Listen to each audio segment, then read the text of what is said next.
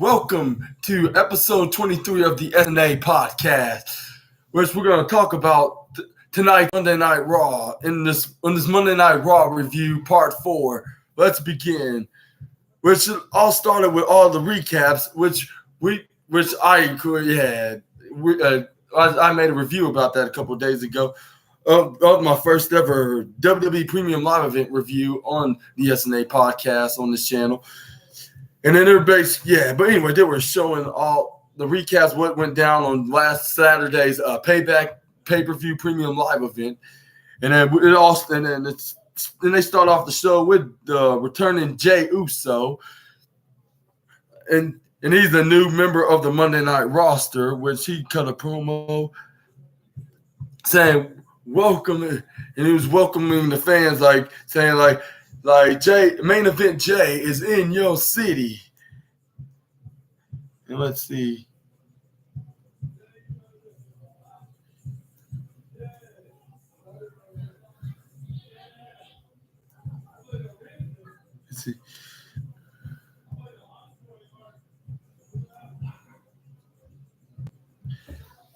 Yeah, he introduced everybody to Monday Night Raw, and Jey Uso's in their city, and then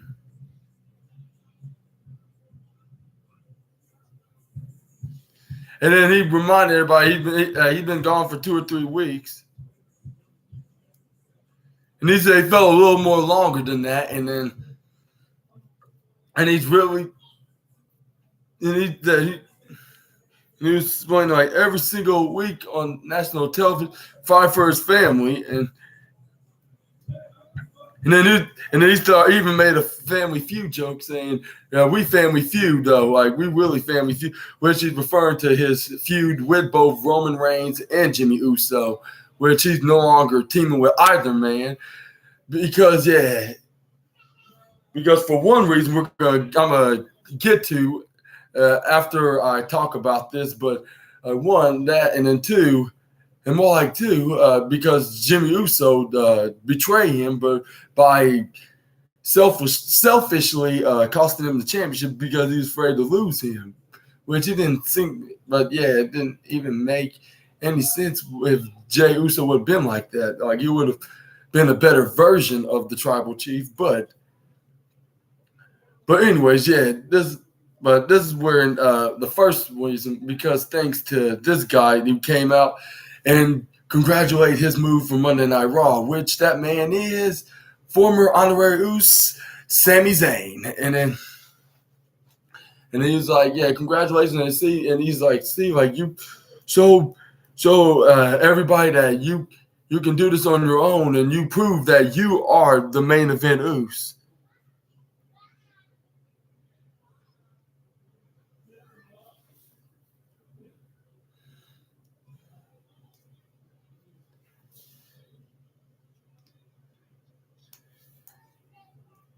You really are the truly main event Jey Uso, to be the exact. This is where Sami Zayn's like, I know there's a history between you and me. Whether if we best friends, best buddies, brothers, or whatever, I want to say straight up to your face that I'm very proud of you on what you've been and what you've been doing. And then that's when you're trying to go for a handshake. And then Jey Uso looked like he's not buying anything what Sami Zayn was saying.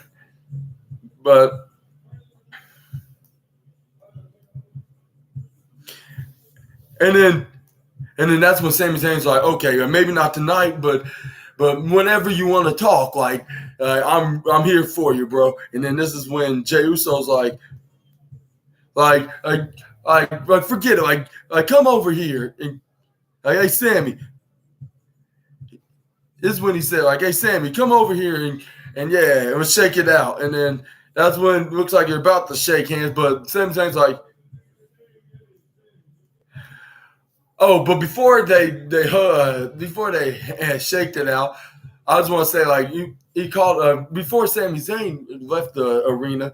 This is when Jimmy Uso's like that wasn't very Uso of me, was it? And then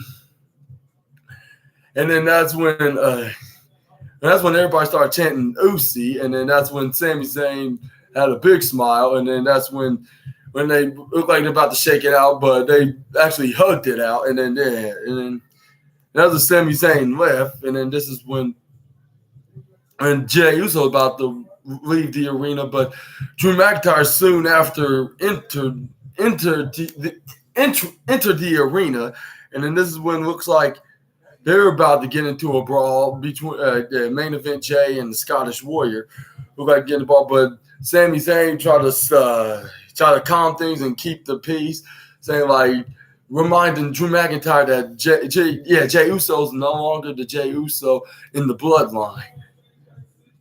And he don't take orders from the tribal chief, like let alone caring what he says.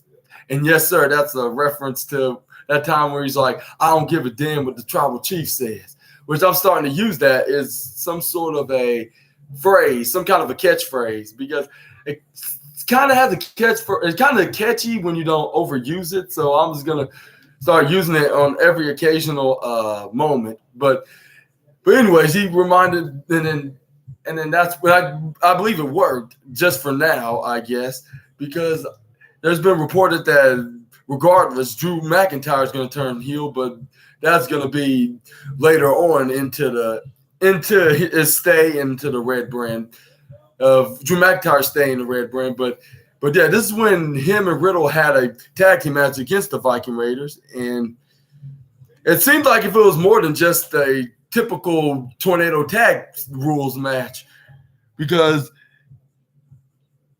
that's when they had tables involved. This is where they hit,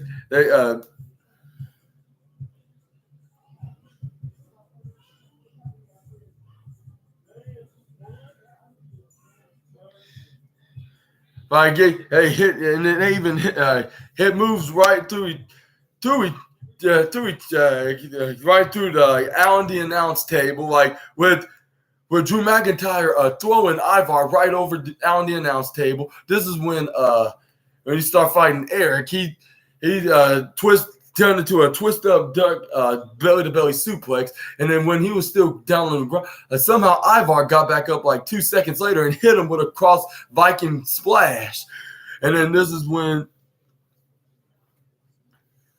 Hit him splat. Like if this was tell me this is a normal person, he would be in an exploding bloody mess right now and be a goner for sure. Let me tell you about that. This is when both members of the Viking Raiders try to hit a double Viking Ragnarok bomb. This is when Matt Riddle came in, started hitting with his MMA style fight kicks and punches like to both men, and then this is when he tried to go for a roundhouse kick, but Ivar carried him up, and then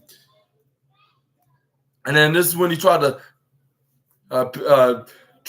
do some move on the Allen, not Allen the announce table, the hardest part of the ring apron, but that didn't work. So Matt Riddle hits him in the face right with his shin, his bare shin, I should say, because he's not clearly not wearing any boots. And then this is when he got back in the ring. This is where he grabs the table and put it right into the middle of the ring. And then this is when Riddle set up the table. This is where Eric rolls into the ring. This is when Matt Riddle goes up. Put him right onto the table. This is when Eric's wife Valhalla started distracting Matt Riddle, the original bro. Even this is when he started saying, "You stay out of this match." And then this is when he turns around. Ivar surprised him with a roundhouse kick, a slow wheel roundhouse kick, I should say. This is when they were getting ready to get the table ready. This is when they try to hit him with that Ragnarok Viking Ragnarok double power bomb, but Kofi Kingston came in and started fighting him off, hitting punches, knee strikes, and drop kicks, and then when he tried to hit the Trouble in Paradise, which I believe it was Ivar, Ivar ducked and he accidentally hit the move right onto Matt Riddle, and then this is when they threw him right towards Drew McIntyre before Drew McIntyre could do anything, and then that's when And then this is when they finally hits the double Ragnarok powerbomb move right through the table, which they got them the 1, 2, 3. And the Viking Raiders, yeah, obviously won, of course. But this is when Kofi feels so bad, but I believe Drew McIntyre started to be unforgiving, which I would say no disrespect for the Scottish Warrior into the storyline, but when you accidentally hit Xavier Woods, like you don't see neither both Kofi or Woods would hold a grudge against you. So the best thing you do is to forgive him. But this could be showing a sign that he's turning heel, because why would he at first not be merciful and forgiving to the former WWE champion? But we're going to figure that out probably in the next couple of weeks to come. But anyways, this is when – but we're going to move on to the next thing, which is – like he felt so bad. Yeah, Drew McIntyre looks so unforgiving, though. But, yeah, this is what he looked like right here. This is when they started hyping up the Intercontinental Championship match on all the wrestlers who held it, including the inaugural champion and the inventor of the championship, Pat Patterson, which, God bless his soul, from the past 2 years ago when he passed away. But they got him, and then the likes of Ultimate Warrior, and same with him and Scott Hall. And then we also have the likes of Shawn Michaels, Triple H, Randy Orton, Kofi Kingston, Drew McIntyre, and Edge. Yeah, like they start showing plenty of wrestlers who held it from the past 44 years of the lineages of the championship's lineage of existence of being a championship into the WWE. And then, anyways, we got and even Booker T and Roman Reigns too. And even the championship who currently holding the champion, obviously, Gunther. And they've been doing this from the all night long, like with every match. And then also we have Seth freaking Rollins saying, telling Adam Pearce to let him fight tonight, but Adam Pearce was insisting because the doctor's order of his medical results. And then that's when Seth Rollins like medical schmedical, like I do not care what they say. Like, I'm a fighting champion, and fighting champions fight whether if they hurt or not. And then that's when Ricochet came in. He was like, don't mean to interrupt, but yeah, Rollins could have a point about this. And then this is when Seth Rollins like, see, even Ricochet gets it here. But he was like, but that's not why I'm getting at, though. Like let's see.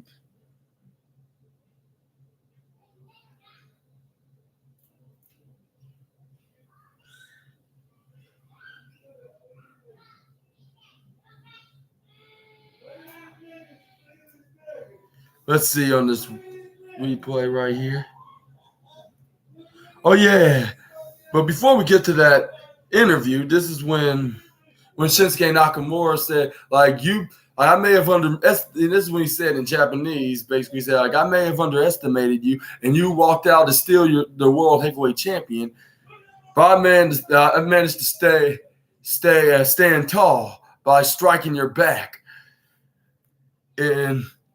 And I will, and the next time we meet, I will prevail, and I will be the World Heavyweight Champion.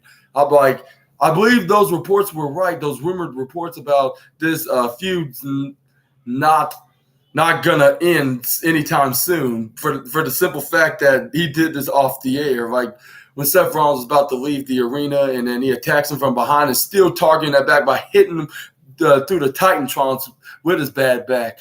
But we're going to see where this goes. Maybe I'm not saying that Seth Rollins is going to easily lose that championship, but it looks like they're going to continue this for a good reason. Like with with Shinsuke Nakamura meaning his word by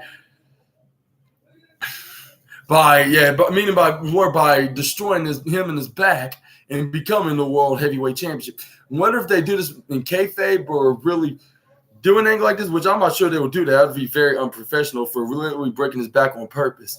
But if he has any other injuries that he has to stay out of television for a while, I would say you can make it pretend that he really did break his back and he can get some kind of revenge when he's clear enough to make his return.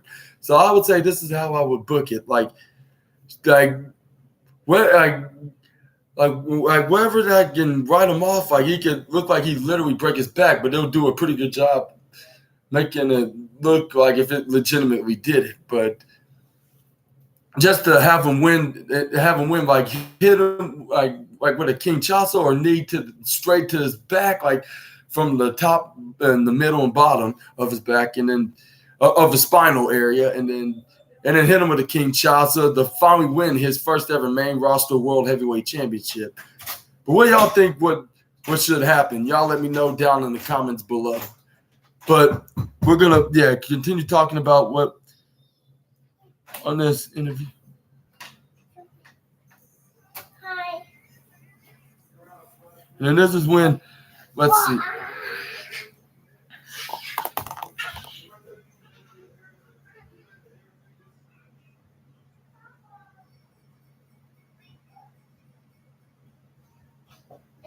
And this is when Ricochet. Oh. But yeah, this is when he was like, I haven't done anything since. That's when Ricochet was talking to Adam Pearce. That's what it was. My apologies. This is when he was like, I haven't done anything since SummerSlam, and I won a match and I want to win. And he was like, well, I'm gonna work on something for you about that. And then this is when he saw Seth, and he was like, Seth, like, what are you doing here? Why you're in your ring gear? And why are you looking like you're about to be in a match? And then Seth Rollins started laughing like, ha ha ha ha. I'm the world heavyweight champion, and that's what I'm supposed to be. I'm the fighting champion.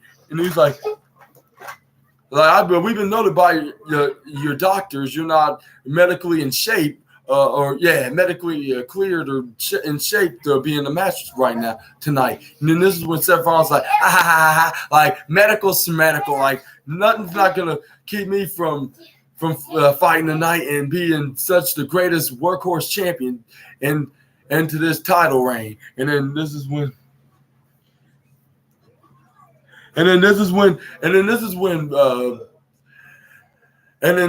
Adam Pearce was like tensions are very high right now, so it's not a smart idea to be getting ready to get in any fights. And then because Jey Uso's here and he probably wants a main event shot at this world title. And then this is when Seth Rollins continue letting one ear go out let it go in one ear and out the other, and laughing it off. He was like, Jey Uso Shmei Uso, like, I don't care, like medical schmedical, like Pierce, like I'm fine and I'll walk, I can fight, I'm fine, like as long as I can walk, like that's all that matters. And then that's what Seth Rollins was like.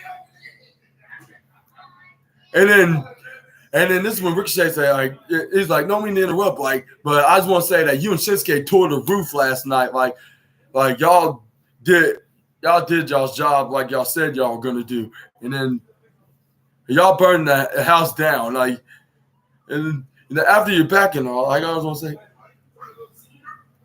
and he was like, I got the chance.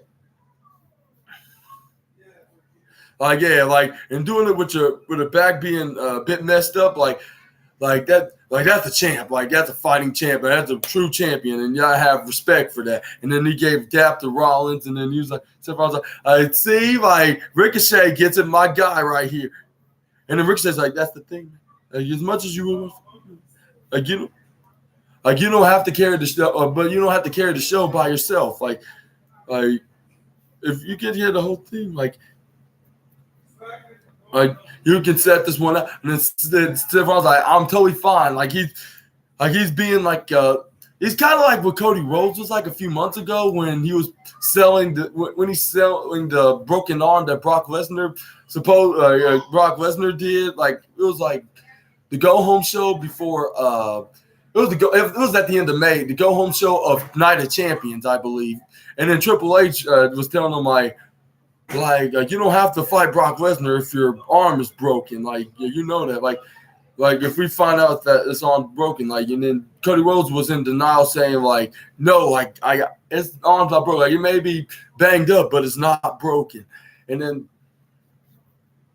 yeah, and he was afraid that the doctor was gonna say that it's broken, so he won't face Brock Lesnar. But he ended up facing Brock Lesnar anyways on that Saturday afterwards. But I believe this is like the similar. This is a similar scenario in a way with Seth Rollins, like having a broken back and he's in denial. But we're gonna figure this.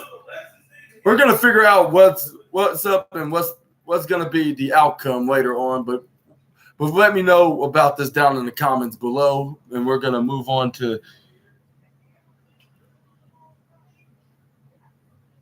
And I think I said it's opposite with after the Drew McIntyre match, because up next we have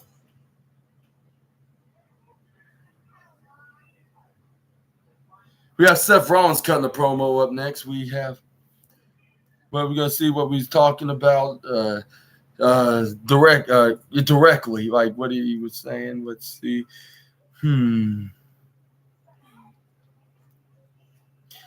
But yeah, everybody was doing his signature whoa.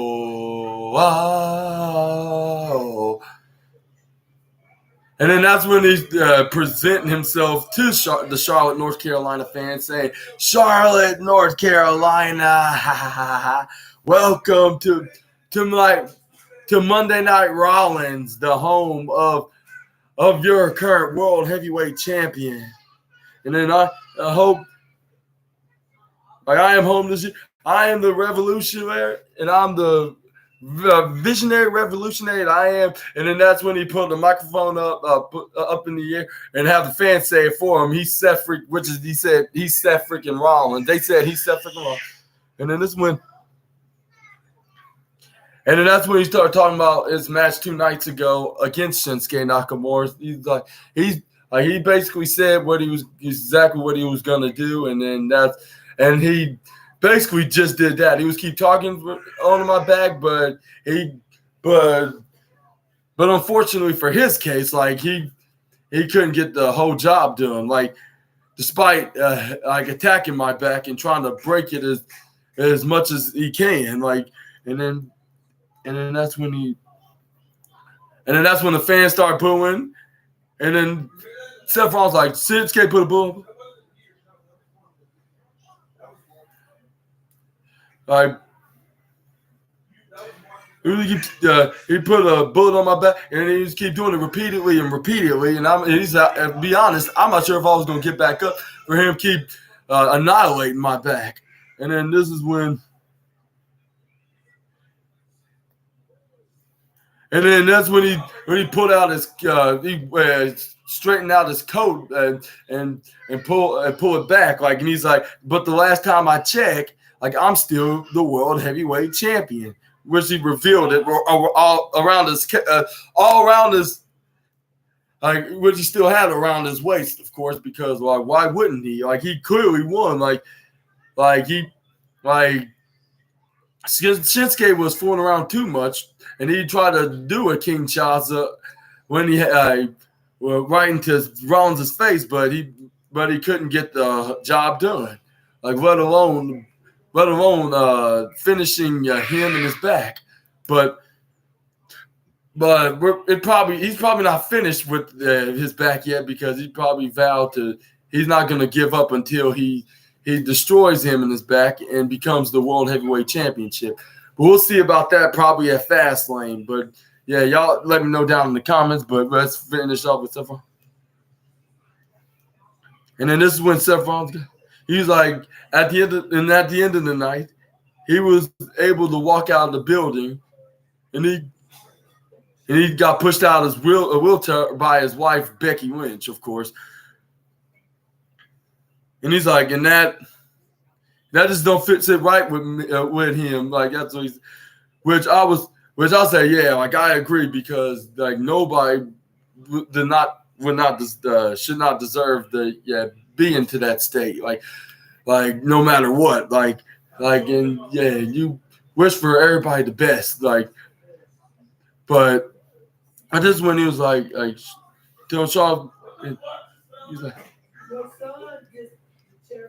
and then this is when he called out Shinsuke Nakamura because obviously they have unfinished business. Which he does comes out, and then he started doing this he's taking his time doing his usual entrance until he stand right into the ramp. This is when he did a half a bow, and then this is when Seth Rollins is like, enough of the shenanigans. Like, get your tail out here. Get your tail out in here in this ring, so we can finish what we started from Payback. Like, and he's like, I have a proper position. Like, let's see what he say. Like, he was like, and he just keep nudging him to come here. He was like using this like this with his fingers, like if he was halfway Dwayne The Rock Johnson, but.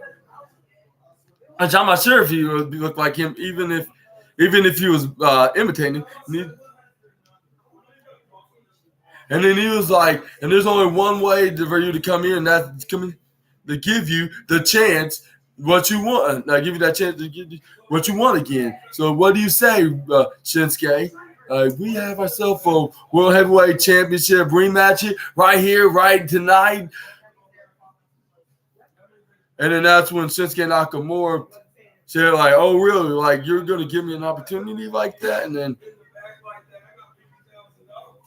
then that's when Rollins was like, yeah, come here. And then that's when Shinsuke Nakamura was like, no, which I'll say amazingly, like, he would say that because like, I thought this is what he wanted, like, to be World Heavyweight Championship, despite possibly being a heel again. But I wouldn't expect him to have a coward side into him. But I believe this is just to have an excuse why he's not going to have a match. I mean, why they're not going to have it tonight rather than saving it for the Fastlane pay-per-view next month, which that's another 30 days from now, or even less. So. Why not even tease it? Why not tease it? And then something we'll have another reason, actual good reason why we're gonna have it at the next upcoming pay-per-view or premium live event, or should you say, hey Sammy? And look, there's Sammy making his cameo debut here.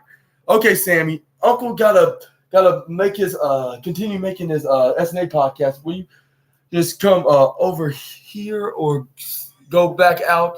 Because Uncle needs to finish this up in the next few minutes, but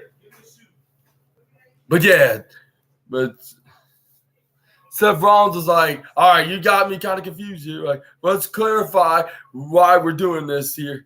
Are we gonna have a World Heavyweight Championship match? Yes or no? And be clear on your answer. And he was like, no. He said it with a stern voice, like with confidence. And then Seth Rollins was like, repeated what he said, and then that's when Shinsuke repeated what he said, and they started doing that like for the next 2 or 3 times, and then no. And then this Seth Rollins was like, all right, you know what, shit? It's not gonna work for me. I'm not taking no as an answer. And he's like, the last time I checked on Monday Night Raw, I clocked in what goes around here. And he was like, you're about to get that work, son. So he started lunging to Shinsuke Nakamura, and they started hitting fists on each other, like all around their bodies and head, including the head and the ribs and the torso, like any typical rivals would do with one another into an in-ring or ringside brawl. And then this is when Shinsuke Nakamura started hitting kicks into Seth Rollins' back, and even kneeing it, like started hitting knees, like if he's hitting a punching bag or even a training buddy, like if he's practicing boxing, like he was doing a couple weeks ago. Like, thanks to security and Adam Pearce and Maurice start coming out there to break up their brawl, which I'm not sure if that was a good idea to do so in that way. Even though they were trying to make things trying to prevent things getting worse, but it looks like it already had. Like, whether if they came out there or not. But So I'm not sure what was the point of that, but let's move on to Ricochet versus. Let's move on to the Ricochet versus Shinsuke Nakamura match, which.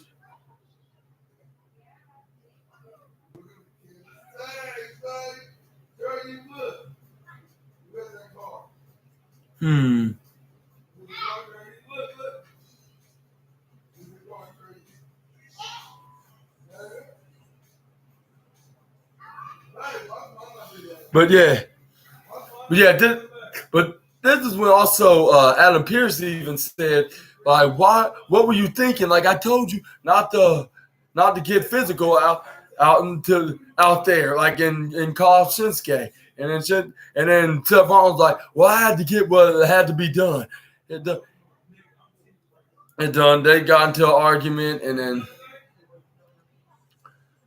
then this is when Seth Rollins walked off, like, and I was like, it had me thinking, like, I'm not sure where this is going, but all I know is that we're probably gonna have a rematch at the next pay-per-view, which will be Fastlane. But anyways, this is when Shinsuke Nakamura started hitting kicks and hitting the strong style moves right onto the former Triple Crown mid-card champion. And then let's get to the point. We're gonna get to the end of it.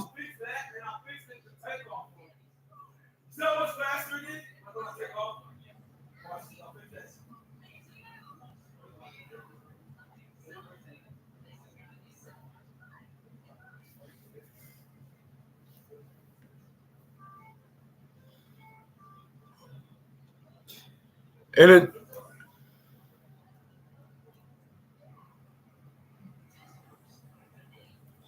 I would say that this match was really good. Like, and then if it didn't end it like the way it did, I would say this would automatically get, I would say, at least 3.5 stars. I would say, even though it's not better than like having 4 or 5 stars, but I'll say I'll give it close to a 4 stars, like automatically 3.5 stars. But it ended with Shinsuke Nakamura attacking Ricochet by hitting him in the back with the steel chair. Even though the referee simply told him to stop, but he started repeatedly doing them. He's probably having flashbacks from 2 nights ago. 2 nights ago, because he was keep repeatedly hitting Ricochet like if he was really Seth Rollins. Like he was beating him so much, like to the point like he could make him like 50% chance of being disabled, just like Seth Rollins. And no, this is not making fun of the architect, visionary, and the revolutionary world heavyweight champion, but just saying, like, with how many times that Nakamura's been brutalizing the poor one and only Ricochet with the title, not the title, the steel chair, and then this is when he tried to go for a Kinshasa with the steel chair, and then with the steel chair, but Seth Rollins ran him out of the ring, and then yeah, like it's been reported, like it's really not over yet. Like these guys still have more intensity than, like, with Seth Rollins there running them away by punching the daylights into Nakamura's head of, like, for trying to make Ricochet the what's that practice target on what he's gonna really do to Seth freaking Rollins.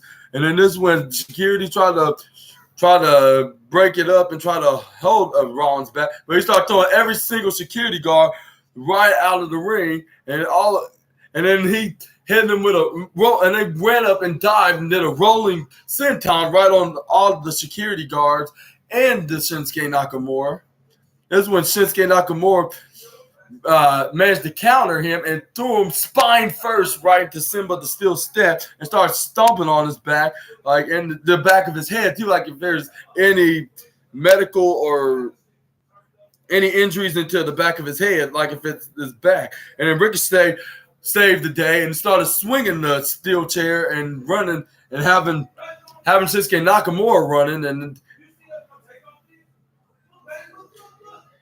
then this is when Damian Priest and Rhea Ripley started watching on the hallway or even their locker room TV, like what's going on, by making it looking like when he's to cash in his contract, which it might give him the advantage that he could, but until then, it looks like we're gonna see him hold on to the briefcase, along with being one half of two halves of the Undisputed Tag Team Championships, I should say.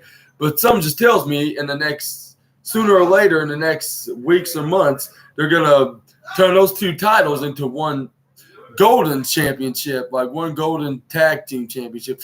And I believe this is the perfect time to turn them into the World Tag Team Championships, like Rhea being the Women's World Championship, and then Dominic's the North American title, even though that's not no kind of world title that I ever seen. But no offense, even though it's very prestigious, but it's still not a world championship whatsoever. So that doesn't count of holding all the gold. But I believe that this is the best time that Priest and Balor turns into the World Tag Team Championship, and they do a tournament on SmackDown. Like I said a week ago, like with the tag team titles, of rebranding them as the sprint split titles, except being known as WWE or World titles. Like, and then they'll do a WWE revive the WWE Tag Team Championships, which the Street Profits should win the tournament and then be a dominant faction with Bobby Lashley, and then even have Bobby Lashley win the United States Championship for now until he becomes the WWE Championship again. But that's the story for another day. But we're gonna do a backstage interview with Jackie Redmond, interviewing Zoe Stark on what happened. Asked her a couple of questions, and she was like, "Look, like I have plenty of respect for Trish Stratus, and she taught me a lot from the past months of teaming with her. But whether if you're a Hall of Famer or not, you never, and I mean never ever, push Zoe Stark." And then this is when Shayna Baszler interrupted into the.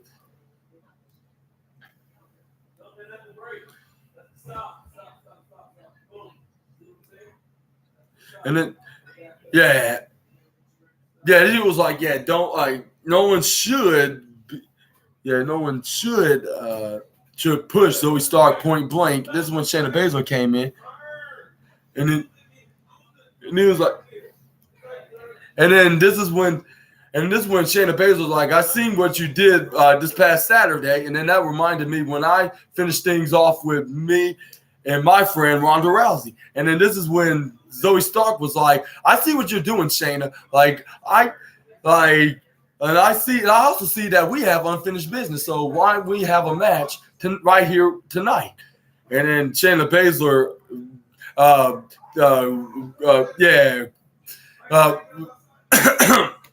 Shayna Baszler was happily agreed to Zoe Stark's challenge, and then they had a match later on.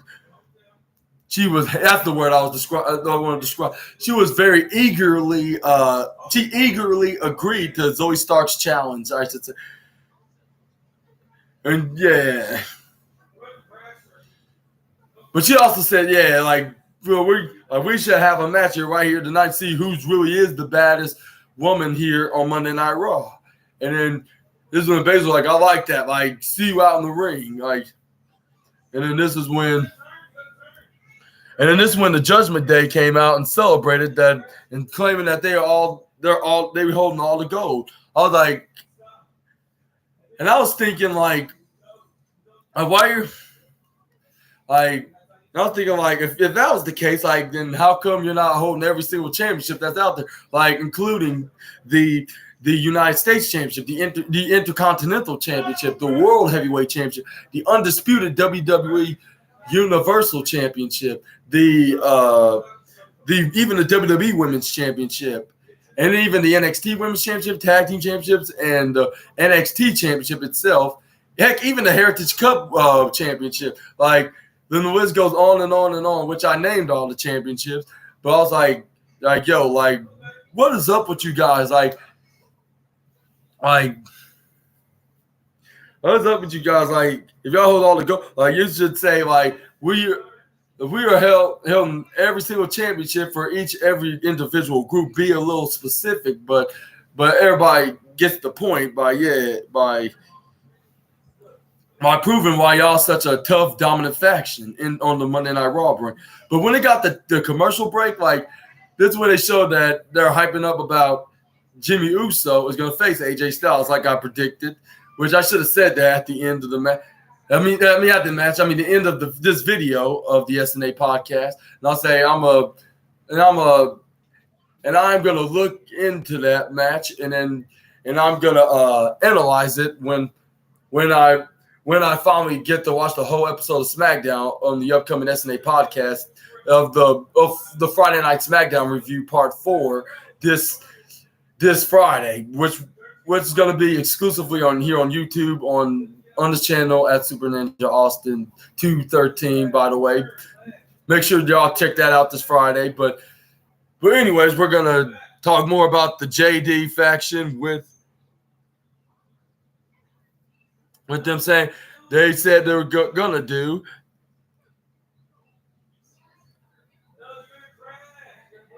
And then he's like, and then he's like, we're celebrating here, and I forget, I am a first. I finally became a not Triple Crown, but a Grand Slam championship. Yeah, champion. Like, I finally hold all the gold, like, from the Universal Championship, the Intercontinental Championship, United. Even though he didn't went down the list, but he was describing that. He was saying, like, he's the Grand Slam, and then he's like, also how could I forget, like, you Dirty Doms? Like, it's been a whole year since you joined us, and that's a huge achievement right there by itself. And then this is when Rhea Ripley's like even though you, Damon, Balor achieved to become the new undisputed tag team champions, but it's been overshadowed, and not really much people are talking about it because they're talking about what's going to happen next with Jey Uso. Like, ever since he came over here to Monday Night Raw, like from leaving the bloodline, and then it's making us very frustrated.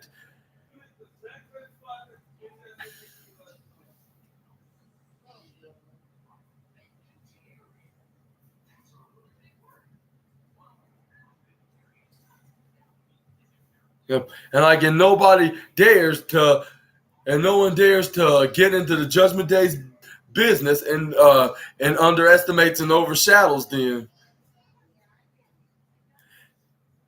And this is when, but before that, I just want to also say that they were bragging. They also, when they were bragging, I couldn't help but notice that Finn Balor specifically said they're the reigning, defending tag team champions of the world.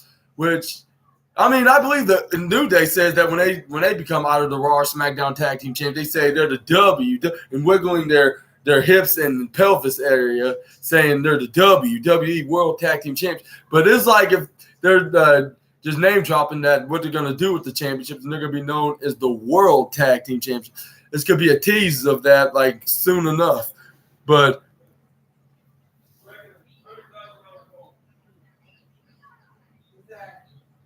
he also said, like, he also wanted to take he wants to shout out to his best friend JD McDonough, which not much of the rest of the Judgment Day really want to talk about him, because he's not in the group, and two, they're probably trying to talk. They're worrying about him talking Finn Balor out of continuing being associated with them.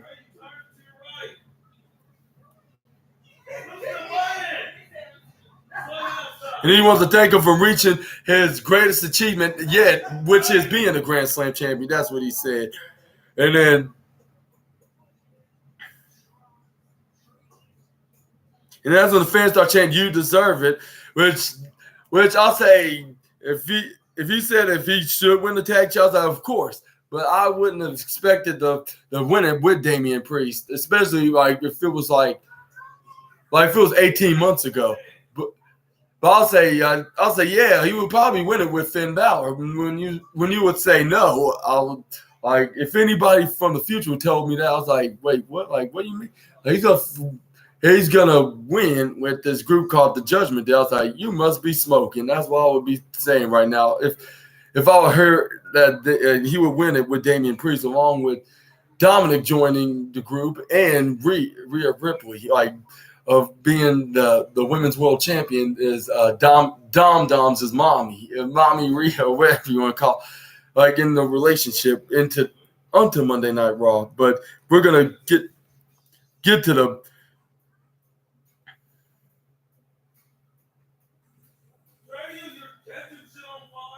But anyways, this is when JD McDonough comes out. This is when Damian Priest was like, hold up. Like I was starting to like you, man. And whatever you came out here to say, let's hope it this better be good. And then JD McDonald's, something like the great one would say, ba ba ba ba ba. I'm loving it with a Big Mac and fries, like would say to JD McDonough. And then it's when he came out and he was like, oh, like y'all holding up the all these championships, the Undisputed Tag Team Championship, the NXT North American Championship, and the Women's World Championship, and then I want you to hand over that Money in the Bank briefcase. And the Damian Priest was looking like, why? And he was taking it back from trusting JD. And he was like no, he was like you don't need that briefcase because I got a special new better one with it has the signature Judgment Day purple color into the briefcase, which he can hold, and it even says Senor right on top of the Money in the Bank logo, where it says Senor Money in the Bank, which that's what he refers himself, because obviously Senor is Spanish it translates to Mr. So like every single former Money in the Bank briefcase holder calls himself Mr. Money in the Bank. He calls himself Senor because he's obviously Puerto Rican. But yeah, this is probably great for him that they customized it because it could bring in some. I would say this could bring in some probably some good. I don't know what to say about him. I'll say this could help him. I'll say this could probably bring in some good prestige, I should say. I would say some good prestige is Mr. Money in the Bank or Senor Money in the Bank. That's what I would say. I guess for Damian Priest's perspective, of course. But what y'all thought about the new design that JD McDonough made for Damian Priest? Y'all let me know about that down in the comments below.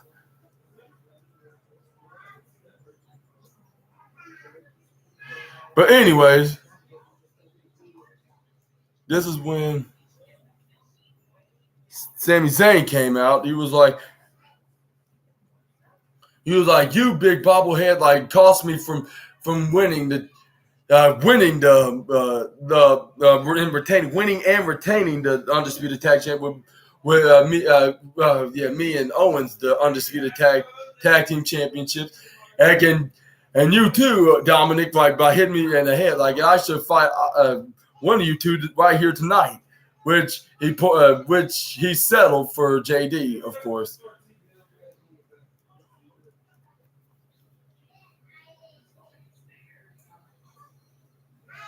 And then we move on to the Shayna Baszler versus Zoe Stark match, which I'll say halfway delivered because they were showing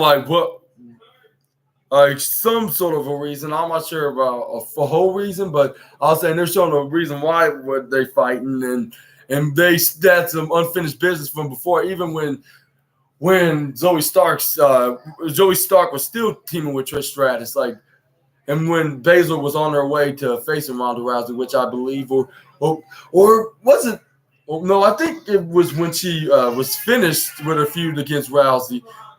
But yeah, y'all let me know down in the comments specifically below. But anyways, we have Zoe Stark hitting moves like crossbodies and suplexes and knee strikes and those running sliding drop kicks to the former NXT and women's tag team champions, the Queen of Spades. And then before the match ended, before they went out of the ring, this is when Zoe Stark tried to hit her finishing move, the Z360, I believe. She flipped up perfectly, but she had to improvise and forearmed her out of the ring. And then they brought the fight in the ring. This is when Zoe Stark brought her back in the ring. This is when she hits a springboard moonsault springboard diving corkscrew moonsault majig that turned to a senton. She tried to go for the cover for a 1-2-3, but she couldn't put away the Queen of Spades. This is when Zoe Stark tried to go striking on her arm, because earlier on the night, Shayna Baszler started targeting her arm and twisting it back where it shouldn't be located at, and even bending it like on the back of her head, and then which was holding her hand, and then she stomped on it like after she took off her hair tie off and threw it right into Zoe Stark's face, like she would do with any of her other opponents, and stomped on her arm, which was very frightening to watch, of seeing it nearly cracking into 10,000 pieces. But anyways, this is when Zoe Stark started fighting back, hitting her arm right into Tina the turnbuckle, and this is when she started twisting her arm and turning it back into a hammerlock position, try to Irish whip her into her arm, but Baszler threw her face first right into Tina the turnbuckle and hit her when she landed back first, and then she landed back first when she hit her with her foot right into Zoe's face, which it slingshotted, and then have her went down. And then this is when Zoe Stark started coming back, hitting clotheslines like double times, and then this is when Shayna Baszler tried to go for clothesline ducks. She hit her with Zoe Stark hit her with a flying clothesline. This is when Zoe Stark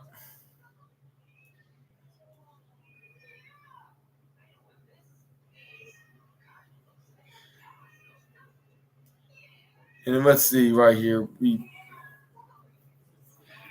She was hanging on the ring apron. She insecurity her. She hit her with a crossbody missile drop kick. That's when she did it. She tried to go for a 1-2-3, but she only got a 2 count, like a 2.8 second count. But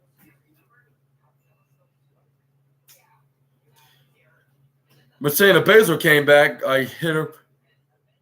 I believe it was a gut wrench suplex, or no, it was a running knee strike to the face, but very brutal. She could have put her away with that alone, but surprisingly, Zoe Stark kicked out of it. Well, I wouldn't say too surprisingly, but it was so brutal. It looked like she could have easily knee her, but then again, like Zoe Stark said, they have some unfinished business, so it would be like it shouldn't have ended. It wouldn't be ended. It shouldn't. The feud shouldn't have ended with her getting hit with a knee strike, which is Shayna Baszler's secondary move into her arsenal. So it wouldn't make no sense in that way. It would have to be with either woman's finishing move to end things and move on. But let's continue. We have also Baszler trying to probably go for a Karafuda clutch, but this is when Zoe Stark she hit her with forearm, a spinning elbow, and a super kick. This is when she tried to go for a Z360, but Baszler counters into try to go for a fire, going for what's it called, going for a Z360, but Baszler counters into into a Karafuda clutch. This is when Zoe Stark tried to go for the Z360. That's what happened. Yeah, Z360. This is when she threw it back in the ring. Baszler managed to get her in the ring.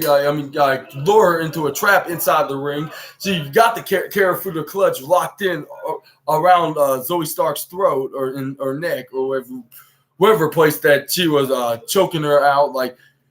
And then she was gradually doing it, even though Zoe Stark was trying to get back up, but it wasn't. Nothing wasn't working, so she would have to surrender. I was like, that was pointless for her even trying to escape. But even though it would be kind of embarrassing for her to lose in this way for not trying, though. So I said, I guess that makes sense as well. But yeah, she put her to sleep. She choked her out. And then Baszler gets the win. And then this is when Rousey came up to her. She was like you did a way better job than Rousey ever did. And then this is when Zoe Stark was like, this better be a sign of respect. And then this is when Baszler showed that it was a sign of respect by giving her a fist bump and then walked out of the ring. And then this is what got me confused at first. I was like, until now, I was like, maybe they're both baby faces, but at first I was like, which one is the heel and which one's the face? Baszler just turned babyface by turning on Ronda Rousey, but maybe then again it could be just a one-off, just to kill Rousey off of WWE because she said she leaving WWE, and then she wanted to face Baszler in her final match in WWE. And then it looked like he could do a one-off, and then she's turning babyface. But on the other hand, and then feuding with Zoe Stark. And then I was like, but at the other hand, it looked like Zoe Stark just turned babyface herself because Trish Stratus started pushing her around and slapped her, saying she didn't did exactly what she asked her to do at the steel cage match against Becky Lynch. And then she gave her something that was coming to the Hall of Famer, which was a Z360. So I'll say, this is kind of confusing until now, which I guess they're both babyface for showing a sign of respect. Now, with Zoe Stark, was still technically a heel, but she just turned face right after she gave the fist bump of respect to the Queen of Spades. But what do you think about this? Is she turning face, or she's gonna stay the heel? Now it's just a one-off sign of respect of coming out of character and showing that they gave one hell of a fight. Y'all let me know down below. But anyway, let's move on to the next slide. We have the Judgment Day talking backstage about JD McDonough.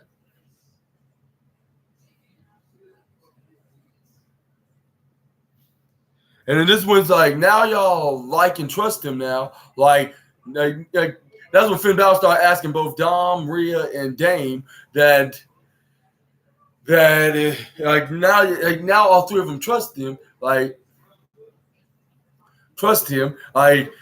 we put him back in the group? But anyway, I forgot to say this. Sami Zayn also called all five of them a bunch of all five title stealing turds, which that cracked me up to the point that it's gonna give me I was thinking that this is gonna give me. I'm gonna give it a number one goofiest wrestling of the night, the goofiest wrestling of the night, which is similar to Goofy Wrestling for Life, but I'll say, this is my version of Goofy Wrestling for Life. It's called the number one goofiest wrestling of the night. Well, which is I didn't what he was saying that that him and Kevin Owens didn't lose to only Sami Zayn and not Sami Zayn, lose the Finn Balor and Damian Priest in a 2-on-1 tag team match. 2-on-2 street fight tag team match. It was also to two other five Goober Goons, which is Rhea and Dom and JD.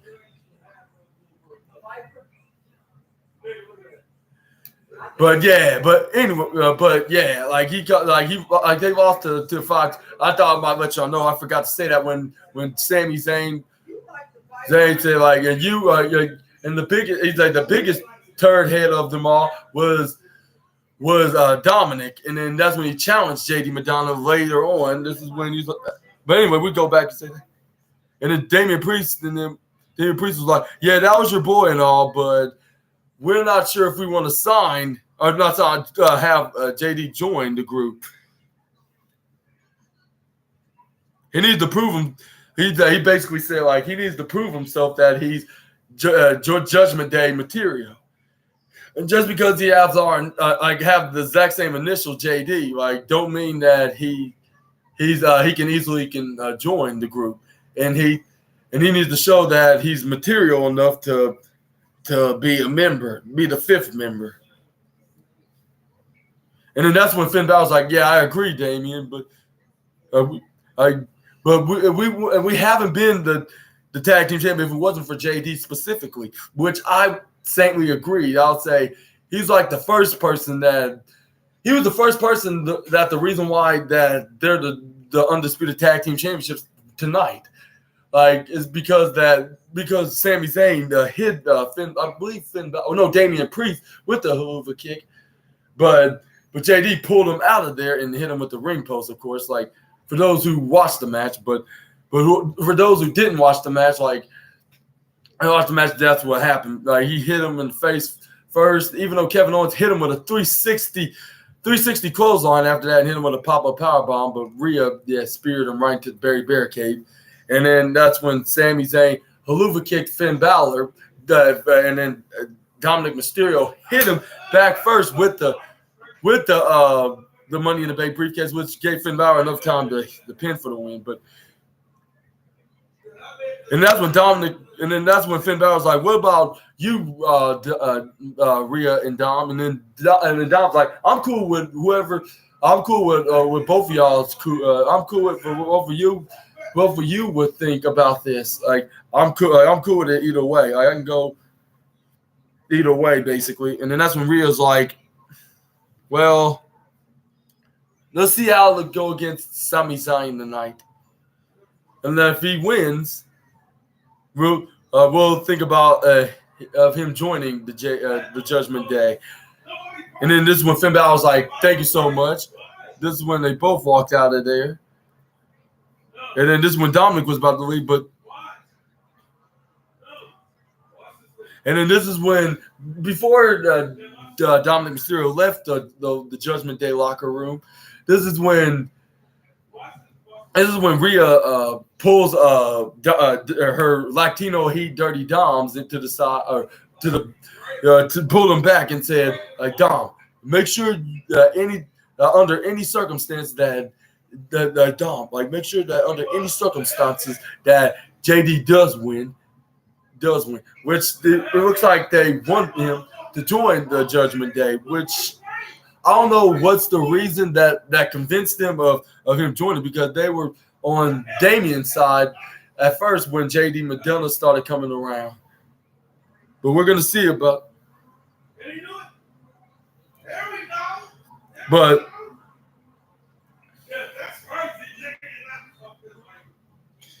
oh yeah, this is when. But anyway, this is when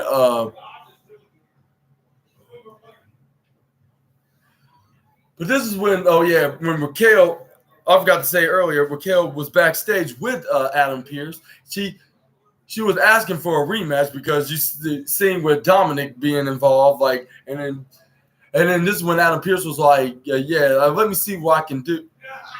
Let me see what I can do about this. And then this is when Raquel came in. She was like, this is when Raquel said, responded with a thank you and walked out of there. This is when Chelsea Green, she bumped into Chelsea Green on accident. And this is when Chelsea Green was like, wow, that was rude. And everybody knows who know I am, like, including you. And then she was like, I have your number. And then she was like I am a two-time women's tag team champ and a future Hall of Famer. And then this is when Adam Pearce was like whatever. I want you. I brought you here because you're going to be in the match, and that is going to be against Raquel, and that's going to be very soon. And then this is when when Chelsea Green was not having it, and she was like, why am I not surprised with you discriminating against me? And I was like, oh, okay, whatever that means. Like, but her, but with her is her playing this role, like she's doing a really good job. Like she would make even the she would make even a wrestling fan that's unaware of WWE what's going on into their storylines on Raw, either Raw or SmackDown. Like they would make them think that. Like they would make them think that she's literally is a Karen, and if you get in her way and look at her or go past her in the wrong way, she'll call you out, and she'll get the authorities involved on you, which that would make no sense, or whatever, like what a Karen would do, basically. Like she looks like that character, and she looks like she has that particular edge. And no, I don't mean Adam Copeland, and yes, I mean that's a shout out to Simon Miller. But anyways, this is when we. Anyway, back to the Raquel match. Like she does have the match against Chelsea Green. Like Chelsea Green didn't really have no offense. Like she was just getting thrown around by Raquel. Like if Raquel was throwing bench press weights and some 50-pound weights into the back and forth until she hits it with the Vahana bomb for the 1-2-3. And then this is when she cut a quick promo and telling Rhea and sending Rhea a message saying like she talked to Adam Pearce, and she made this official, and then she's gonna face her next week. And then she was like, and then you Dom, like you dirty Dom, which she also called him something. She called him something in Spanish, which I can't recall and translate right now. But she said, but she was but she was telling him like you cannot interfere in her next match against Rhea because he'll be barred from ringside, and and then she was like, and then you, Mamacita, like I will be women's world heavyweight champion. Well, not heavyweight, boss. I'll be the new women's world champion in 7 days. And she was like, see you then. But what do you think? I'll say I just cannot see her be women's world champion at this point, though, because for the fact that Rhea is dominating the women's division right now. I would say I believe Rhea probably at this point of her successfully defending the championship, I believe she'll probably hold the title until WrestleMania next year, and then either a Liv Morgan or a Raquel Rodriguez or Becky Lynch will either win the Royal Rumble or a number one contenders match for that particular title, and beat her and be the one that defeats her, and then in her reign as being the being an undefeated champion for over 2 years, I guess. I would say being undefeated in singles matches for 2 years, but over a year, I should say, for the championship reign. In her reign as champion, and in her reign as undefeated singles wrestler. Yeah. But what do y'all think when is Rhea gonna be dethroned, and tell me who's gonna be the one that's gonna dethrone her. Y'all let me know down in the comments below. We're gonna move on to the.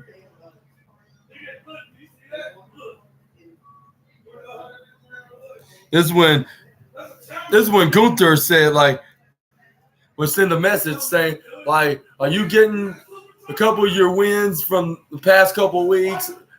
Your win a couple of weeks ago, but this match, when we have this match, it will make the first encounter for the IC championship doesn't mean worth the thing or worth the time and the match that's been created from 2 weeks ago. Like you, Mr. Gable, you're only living in a temporary fairy tale while I'm in the forever. Well, my title reign is forever, and I will be the greatest and longest reigning IC champion. I could see the longest reigning part, but I'm not sure being the great. I won't go that far. I'll say he probably make it on the top 5 or maybe top 10 list of greatest Intercontinental champions by being the most dominant champion and having the most memorable matches with the likes of Sheamus and Drew McIntyre, even Ricochet and Matt Riddle and even Braun Strowman. But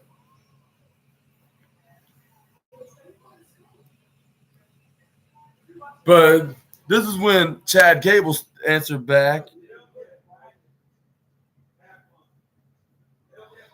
Let's see.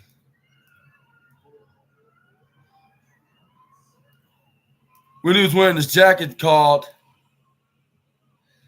"Given Aggressive Beating Like an Expert," which is Gable for short.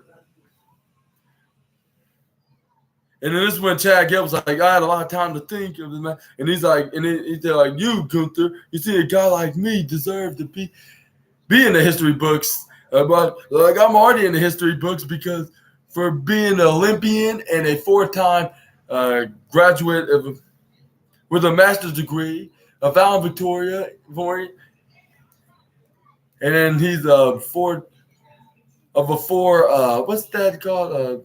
He's a valedictorian and a 4-time PhD graduate, I believe.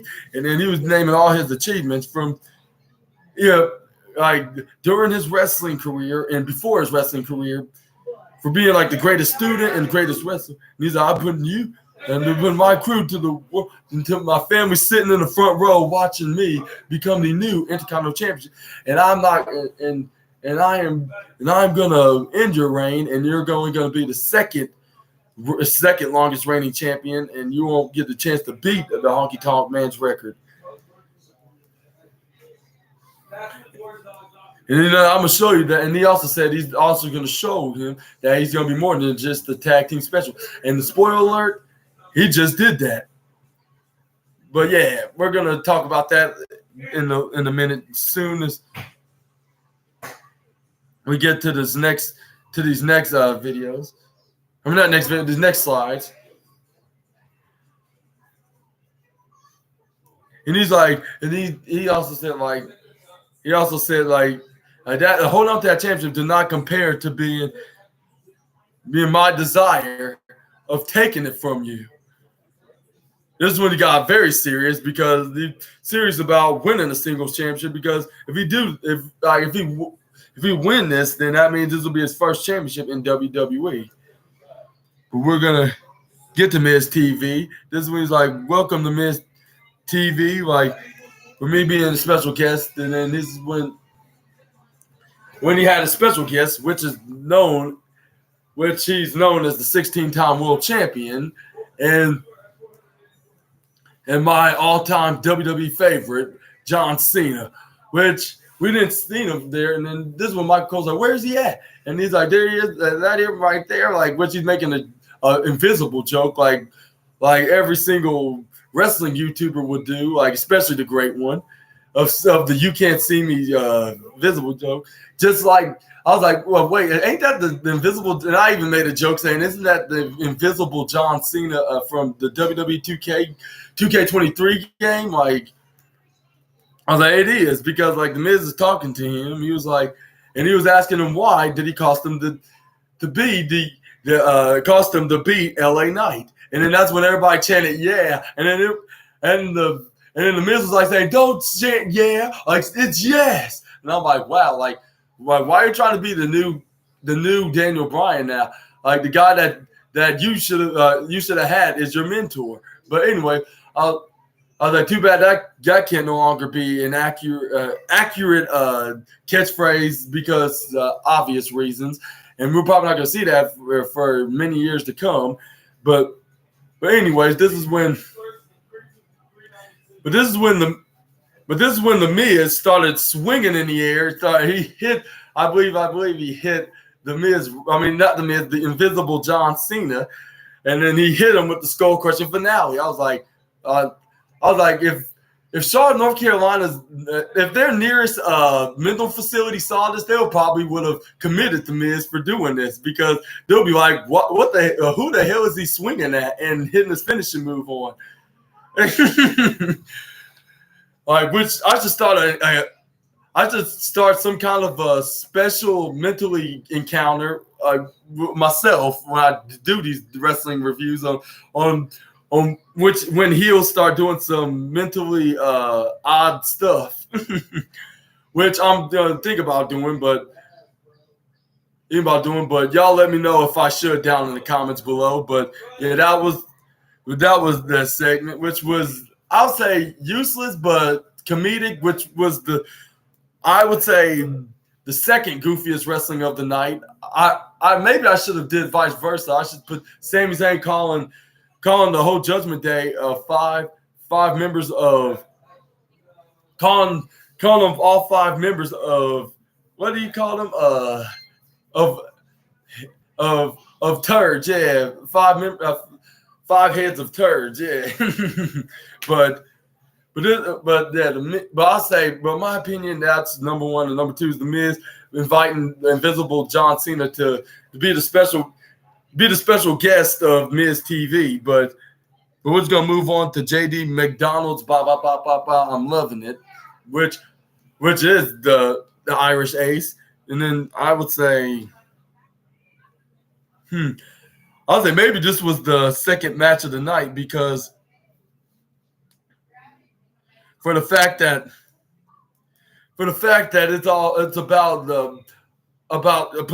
the Judgment Day putting a stipulation: if JD wins, then he joins the faction, which it was very entertaining. It looked like if they're fighting for a lower mid card championship. I shouldn't have described it as a lower mid card. Maybe just the mid card. Like if they weren't already having a mid card championship.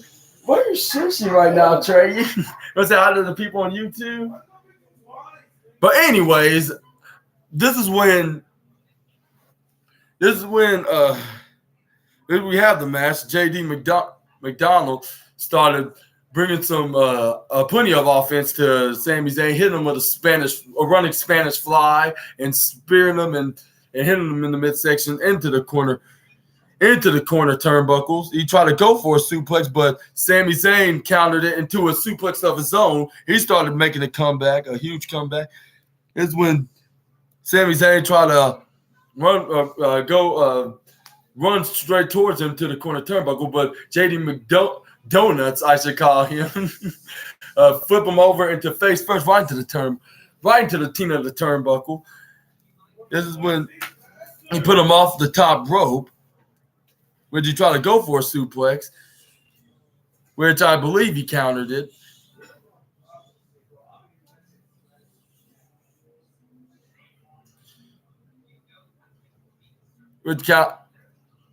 I believe he countered into a sunset flip, but when Sami Zayn tried to go for a 1, tried to go for a 2, he got a kick out.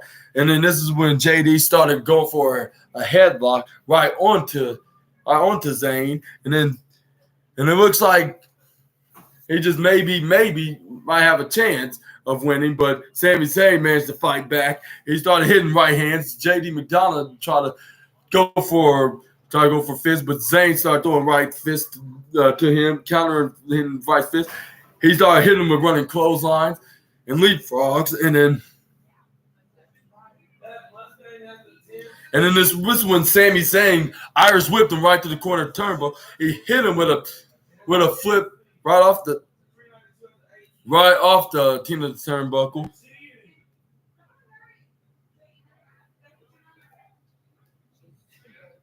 This is when he tried to hit the self-proclaimed least most devastating move in all sports entertainment, the Blue Thunder Bomb. But this is when JD elbowed him. He tried to run up onto the ropes, the corner rope. This is when Sami Zayn intercepts into a sit-out body slam, which only got him the 2 count. It looked like he would have gotten 3 if this was his signature finishing move. This is when Sami Zayn puts JD right off the top rope. This is when he hit him with chops. He tried to go for him. He shoved him right in. right into on the ground. This is when he tried to go for a crossbody move. Sami Zayn moved right into that exact top rope corner, right where JD was jumping off of. He tried to run up to Sami Zayn. He countered JD's attack and hit him with the exploder suplex right into Tina the turnbuckle. He tried to go for his finishing move, which was the haluva kick, but I believe Dirty Dom grabbed JD out of the ring, make sure he doesn't beat JD so he could join the JD, which no pun intended to the double JD initials. This is when Sami Zayn came out. He started throwing left fist or a right fist. Either way, it didn't really make no difference. But he started hitting fist, pounding into Dominic's skull, and he was beating him like to the point I thought like that would probably bring him down for good, whether if the distraction worked or not. Like where JD McDonough came in, he started hitting right hands to the Madonna, and then he threw him back in the ring. It looked like he was trying to go for a haluva kick again, but Dominic once again a distract. I was like, I'm surprised that he got back up from that fist attack from the former undisputed tag team champion, and then but Sami Zayn wasn't done yet. He hit him again with the move. This is when This is what gave JD McDonough enough time to hit the most devastating move in all sports entertainment, the surprise roll-up for the 1-2-3. And then he rolled it out of there. This is what pissed off Sami Zayn, so he started kicking Dominic's ass even more, started beating the absolute shit right into Dominic's face. He throws him back in the ring. He hits him with an exploder suplex right into Tina the turnbuckle, the same place where he hit JD McDonald's. I'm loving it. He goes for a haluva kick, but JD McDonough started grabbing onto his leg. This is when Sami Zayn brought him to the ring and started fighting him. This gave Dominic enough time to roll out and run like a chicken that he usually is. And then this is when Sami Zayn hits him with the haluva kick and send the message to the Judgment Day that it's not over yet, which I'm glad it isn't. Right, because it just started with the undisputed tag team titles involved. But what y'all think? What do y'all think about this feud between the Canadian Bros, Zayn and Owens, and the Judgment Day? Y'all let me know down in the comments below. And then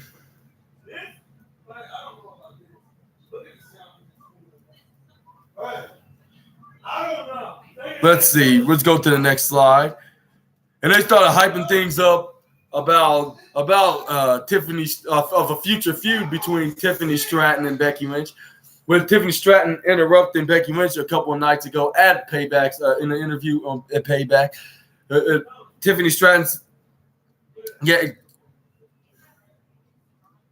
she slightly congratulate Becky and even invited her to come down to Tuesday nights on NXT, which she gladly accepted.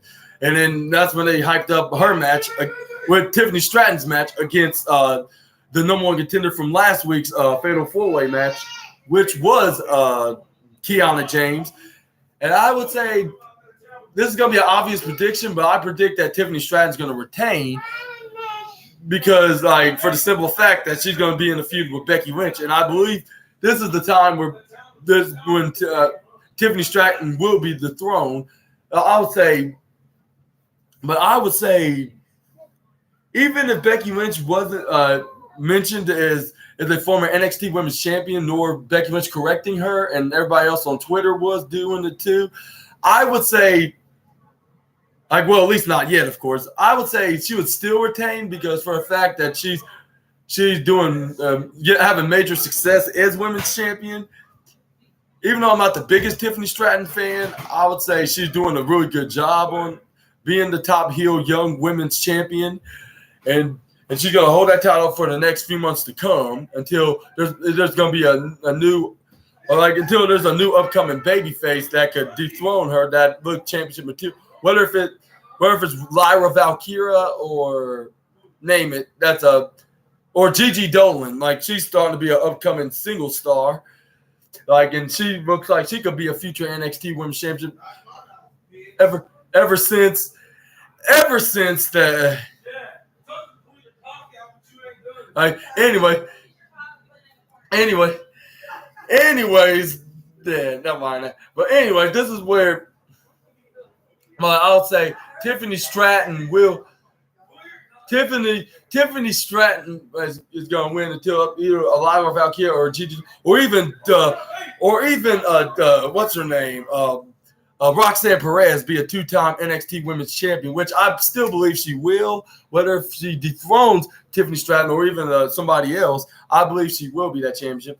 But anyways, I believe Becky Lynch is going to be Women's Champion for NXT, and even if she drops it right back to Tiffany, this could make her resonate even more better. Like, I would say not better, I would say even more higher ranks as holding being the how many time whatever I would say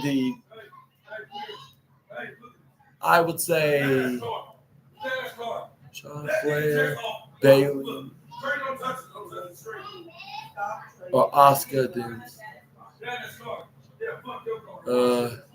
I'll say Becky Lynch. She'll probably be the 5th ever Triple Crown NXT Women's Champion with the likes of Bayley, Charlotte Flair, Sasha Banks, and Asuka, of winning both be like some kind of a Triple Crown Grand Slam Women's Champion, winning the likes of the Raw Women, SmackDown Women, and even the NXT Women's Championship.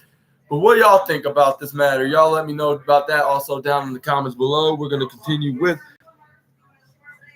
We're going to have the moment that we've been waiting for, and that is the main event for the Intercontinental Championship.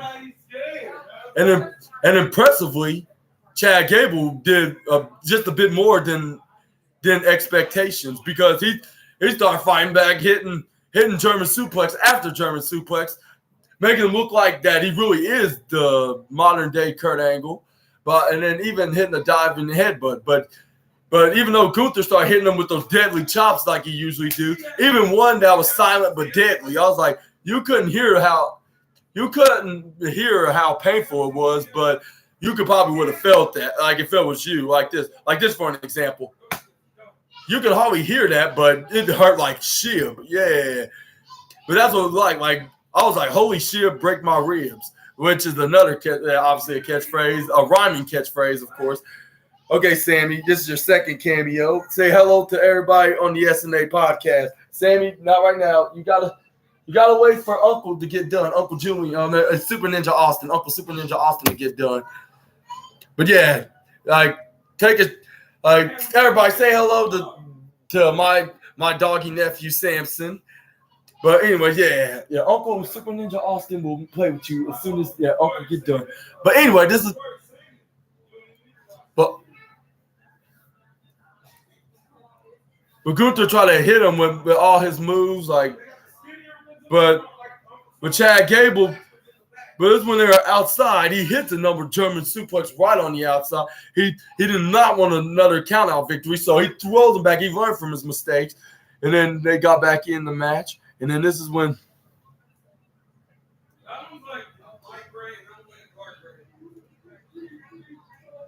let's see right here. What's that? This is when he got back in. This is when Gunther tried to go for a Gunther bomb, which he successfully goes for.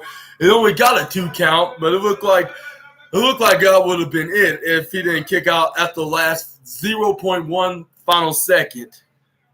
Which that was probably the most humiliating time of Gunther's career in WWE. This is when he tried to go for a top rope move, but Chad Gable caught him and he started hitting him with forearms. This is when he starts. Gunther hit him with a chop, which it was a kind of chop that you would hear and feel like snap and chop, like if he was chopping up some sushi. But I would say sushi. I would say like if he was chopping the fish sideways, I should say. Like if he was making sushi out of some fish, I should say, yeah. Like if he was chopping and slapping with a knife edge, like a knife edge butcher's knife, and then this is when Gunther tried to go up for his signature splash, but Chad Gable came up on the top with the fans were cheering on and hyping up, hit him with a top rope suplex. This is when Chad Gable goes for a top rope move. I I'd say a diving headbutt, and I was like, I might have said this I might have spoken it too soon, but nope. He hits him with the diving headbutt. He only got a 1-2. 2.7 second count. But he didn't let that slow him down, so he started hitting him with an ankle lock, which looked like he could have easily made him tap. He probably would have been the first ever WWE superstar would do so, and even to. And he would done it by beating him for the Intercontinental Championship. But unfortunately, that didn't happen because Gunther rolled out of the ankle lock grasp and then kicked him back. This is when Gunther tried to go for a Gunther's bomb. This is when Chad Gable rolled out of it. And then this is when he tried to go for a sleeper hold. This is when Chad Gable hit him with a spinning back suplex. And then this is when Chad Gable started getting back up. And then this is when he was...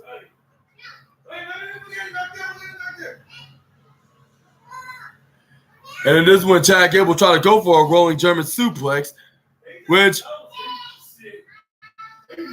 let's see right here, which I believe he hit.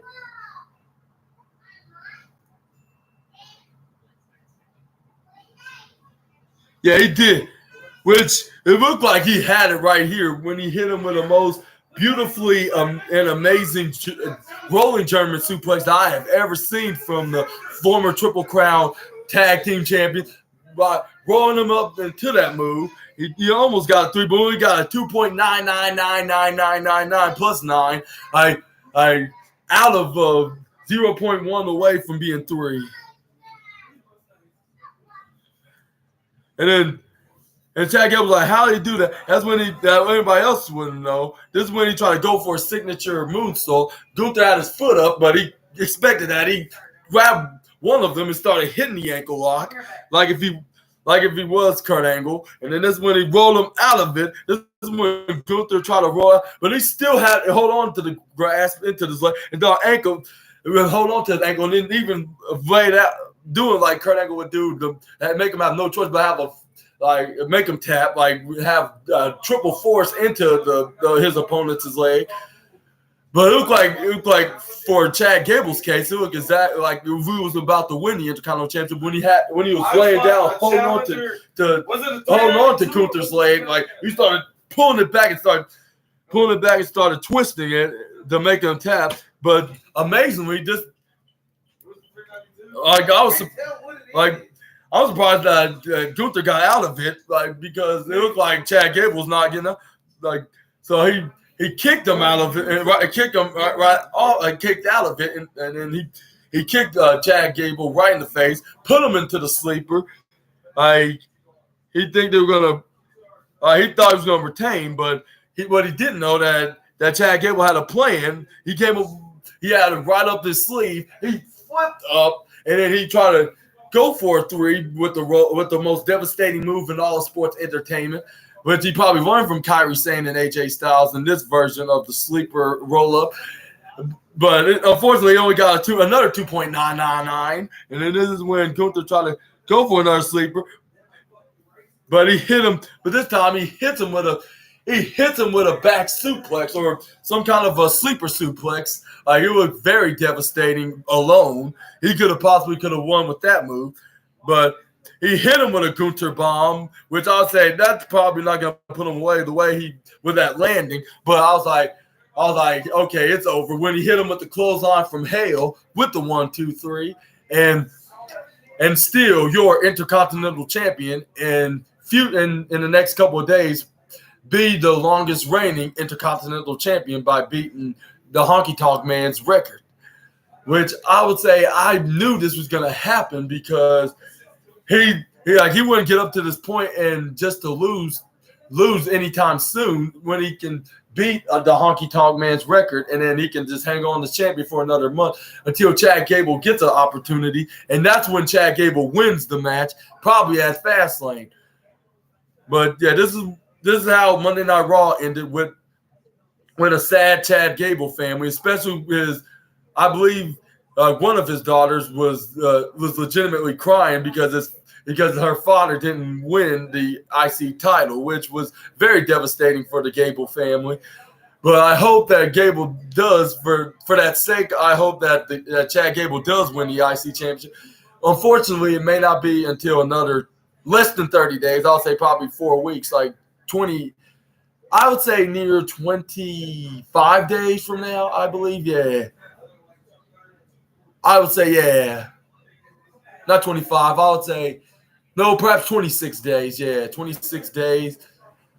I would, say in the next 26 days, he probably will win that championship, like in the beginning of October for the upcoming Fastlane event.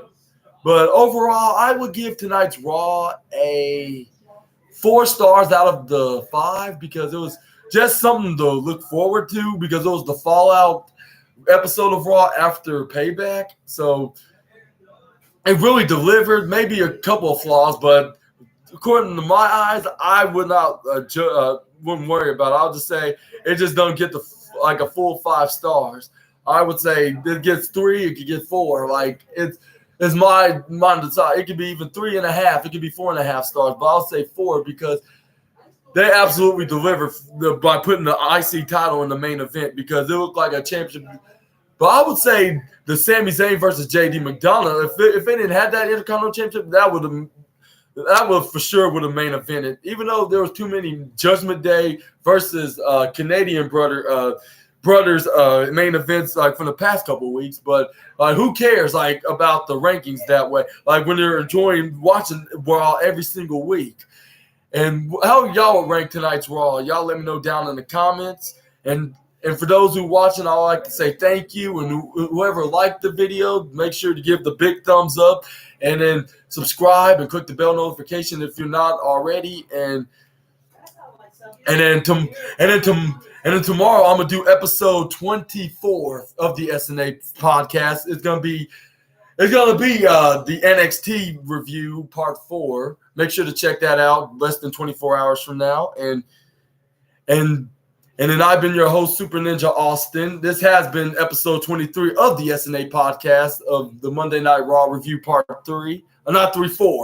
Part 4. And I'll see you all tomorrow night on the next video.